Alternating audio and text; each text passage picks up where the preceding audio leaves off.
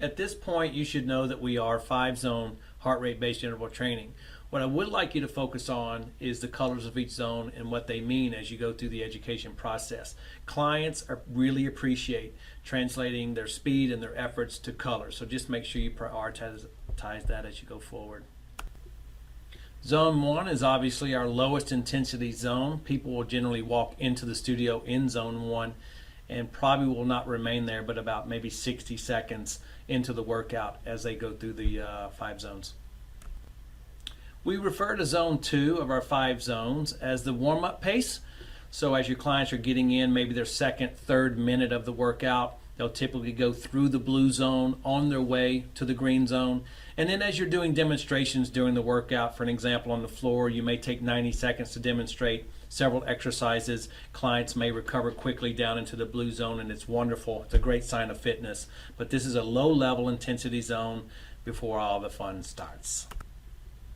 Zone 3 and educating our clients on Zone 3 base pace is going to be one of your biggest objectives as a fitness coach for Orange Theory.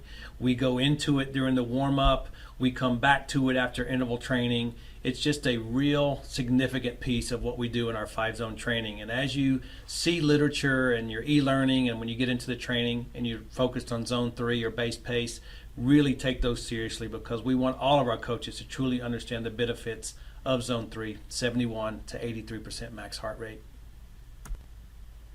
Zone 4, being that it is the color orange and just a real priority of our sessions to get into the EPOC and increased metabolism, is something you're going to want to study as well.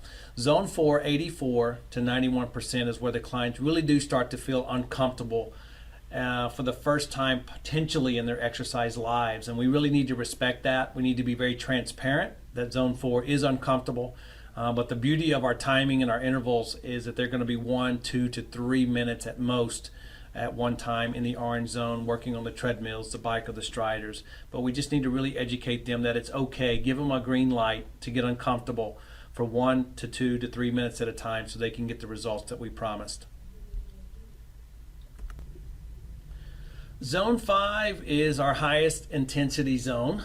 It is the color red. We do not verbally promote Zone 5 training. We do not try to inspire people to hit Zone 5.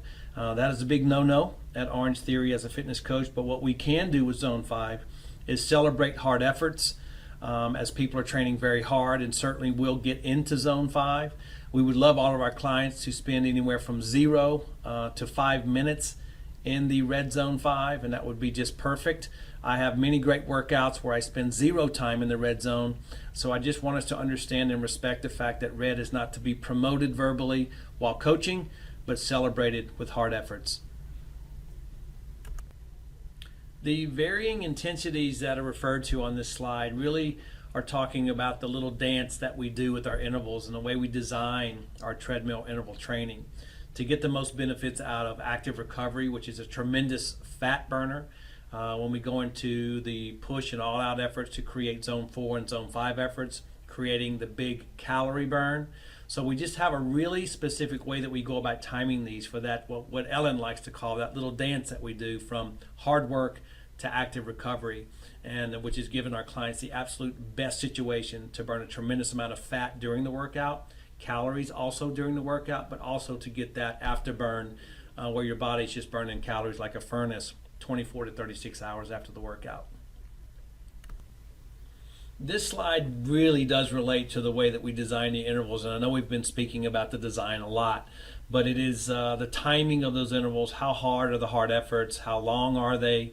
How much recovery time do we give in active recovery, bringing someone out of an interval? All this is really significant in the way we design it, and it does separate us from the other companies out there that are basically just trying to destroy their clients somewhat.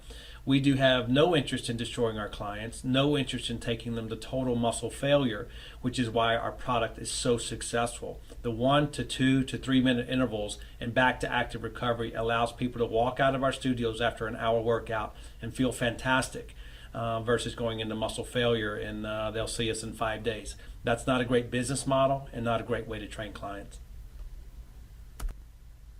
The post-workout afterburn and feeling the effects of EPOC is only created when clients train for 12 to 20 minutes in zones 4 and possibly zone 5.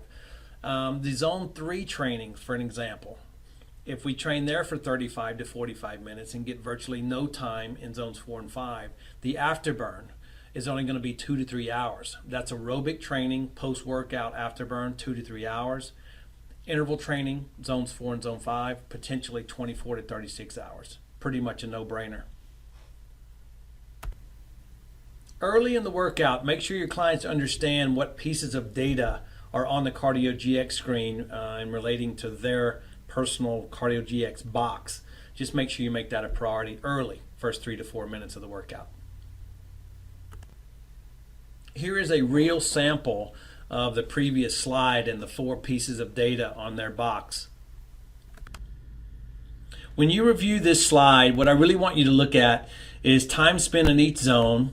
Think about our product and the way we design it, doing our best to duplicate 25 to 35 minutes in the 3rd zone, which is green, and 12 to 20 minutes combined in zones 4 and 5. So just look at that, look at the subtle differences in each summary. And I wanted to tell you quickly that Ted Haig, when you look at that Cardio GX box, this was a gentleman that was his very first workout after 2 years of cardio rehab after 2 lung transplants. I trained him myself in Arizona, and he created virtually the perfect summary, power walking, in our product, just to give you some idea of the potential of what our product can deliver to a varied clientele. This is a real sample of a Cardio GX summary that is actually sent to our client's email inbox. Usually by the time they get in the parking lot and get in their cars, this is already in their phone, their iPhones, their laptops, whatever it may be. Such a great perk, and I very rarely actually hear coaches refer to this.